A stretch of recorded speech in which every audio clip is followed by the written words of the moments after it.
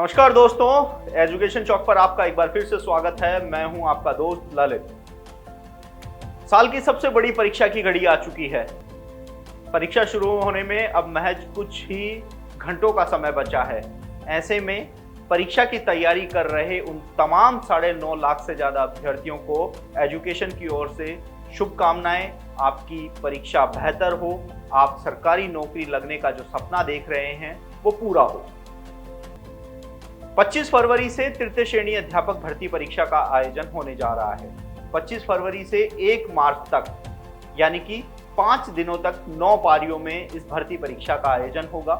25 फरवरी को सुबह पहली पारी में लेवल 1 की परीक्षा का आयोजन किया जाएगा। आपको बता दें कि लेवल 1 के 21,000 पदों पर 2,12,000 से ज्यादा परीक्षार्थी पंजीकृत हैं। परीक्षा का आयोजन राजस्थान के 11 जिलों में किया जाएगा। ऐसे में इस परीक्षा को लेकर तैयारी कर रहे तमाम विद्यार्थियों के लिए ये सुनहरा मौका रहेगा कि वे अपनी सरकारी नौकरी लगने का सपना पूरा कर सके। इसके साथ ही आपको बता दें कि 5 दिनों तक 9 पारियों में जो परीक्षा का आयोजन किया जाएगा उसमें पहली पारी लेवल 1 की होगी, तो वहीं अन्य 8 पारियां लेवल 2 के विषयों की आयोजित की जाएगी।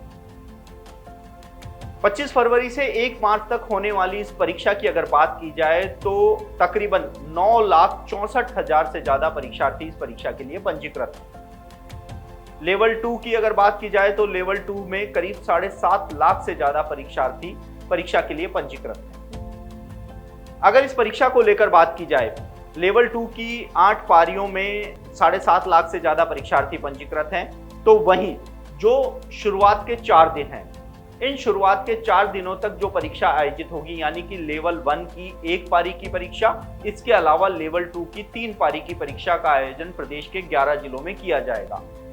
इसके साथ ही अन्य जो 5 पारियों की परीक्षा का आयोजन होगा वह बस राजधानी जयपुर में किया जाएगा, क्योंकि इन परीक्षाओं में परीक्षार्थियों की संख्या बहुत कम है। 4 पारियों की जो परीक्षा होगी उसमें परीक्षार्थियों की संख्या 1 लाख से ज्यादा होने की वजह से इनको 11 जिलों में करवाया जा रहा है। इसके साथ ही जो अन्य पारियों की परीक्षा है इसमें परीक्षार्थियों की संख्या कम होने की वजह से इनको सिर्फ जयपुर में करवाया जा रहा है। अब परीक्षा को लेकर हम कुछ बातें कर लेते हैं, क्योंकि कल पहली पारी यानी कि जो कल पहली पारी में परीक्षा होगी उसको लेकर आपको किन बातों का विशेष ध्यान रखना है। हालांकि बोर्ड की ओर से सप्ताह भर पहले ही गाइडलाइन जारी कर दी गई थी। जैसे ही प्रवेश पत्र जारी हुए थे, गाइडलाइन भी जारी की गई थी कि परीक्षार्थियों को किन बातों का ध्यान रखना चाहिए। देखिए, सबसे पहले मैं आपको बता दूं कि परीक्षा केंद्रों पर आपको परीक्षा शुरू होने से 1.5 घंटे पहले रिपोर्ट करना होगा, यानी कि समय पर परीक्षा केंद्रों पर पहुंचिए। इसके साथ ही परीक्षा शुरू होने से 1 घंटे पहले तक ही आपको परीक्षा केंद्रों में प्रवेश दिया जाएगा। इसके बाद परीक्षा केंद्रों के गेट बंद कर दिए जाएंगे। ये जो नियम है ये हम पिछली कुछ भर्तियों में देख चुके हैं, क्योंकि चाहे वो आरपीएससी की परीक्षा हो चाहे बोर्ड की परीक्षा है, परीक्षाओं को पारदर्शी रूप से करवाने के लिए बोर्ड की ओर से एक कदम उठाया गया है कि पहले 1 घंटे पहले प्रवेश दिया जाए, ताकि परीक्षा में किसी भी प्रकार का व्यवधान न पड़ सके। जो पेपर आउट होने की या सेंटर से पेपर की फोटो आने की जो समस्या होती है उससे बचा जा सके। अब दूसरी महत्वपूर्ण चीज जो है वो है आपको परीक्षा जब आप देने जाएंगे उस समय आपको अपने ड्रेस कोड का विशेष ध्यान रखना होगा। आपको ऐसी किसी भी ड्रेस को पहनकर नहीं जाना है जो बोर्ड ने निषेध कर रखी है।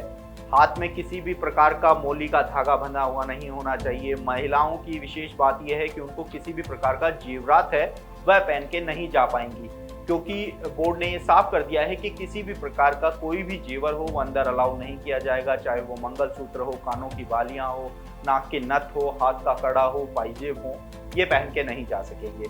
किसी भी प्रकार का इलेक्ट्रॉनिक गैजेट आप परीक्षा केंद्र पे नहीं ले जा पाएंगे। पारदर्शी पेन है वो ही अलाउ किया जाएगा। इसके साथ ही कोरोना गाइडलाइन के तहत हर परीक्षार्थी को मास्क पहनकर परीक्षा केंद्र पे जाना होगा। तो वहीं दूसरी बात यह है कि जब आप परीक्षा देने जाएंगे तो उस समय आपको अपना प्रवेश पत्र, एक आपकी पहचान पत्र जिसमें ड्राइविंग लाइसेंस हो सकता है, वोटर आईडी हो सकता है, या अन्य जो कोई सरकार के द्वारा मान्यता प्राप्त पहचान पत्र है वो आपको साथ ले जाना होगा। इसके साथ ही पासपोर्ट साइज की कलर फोटो भी आपको ले जानी होगी। तो ये रही बात गाइडलाइन की। अब बात कर लेते हैं हम समय की। देखिए, परीक्षा से पहले पहुंचना ये बहुत बड़ी चीज़ है, क्योंकि कई परीक्षार्थियों के जो केंद्र हैं वह परीक्षा केंद्रों के जो अपने गृह जिले हैं उनसे बहुत दूर आए हैं। ऐसे में वह समय पर पहुँचे, समय का विशेष ध्यान रखें, क्योंकि समय का ध्यान नहीं रखने पर आपकी सालों की मेहनत पर पानी फिर सकता है। इसके साथ ही बोर्ड ने ये भी निर्देश जारी किए हैं कि किसी भी प्रकार से परीक्षार्थी अफवाहों पर ध्यान न दें, क्योंकि ये अफवाहें हैं ना, ये परीक्षार्थियों की जो सालों की मेहनत है ना, उस पर पानी फेर देती हैं, क्योंकि वो चिंता में जो चले जाते हैं, बहुत ज़्यादा परेशान हो जाते हैं, उन्होंने जो भी याद किया होता है वो भूल जाते हैं। तो आप इस बात का भी ध्यान रखें कि अफवाहों पर ध्यान बिल्कुल भी ना दें। इसके साथ ही समय का ध्यान रखें। परीक्षा केंद्रों पर पहुंचने से पहले सरकार की ओर से जो रोडवेज की ब्लू लाइन बसें हैं, उन ब्लू लाइन बसों में निःशुल्क यात्रा की सौगात दी गई है।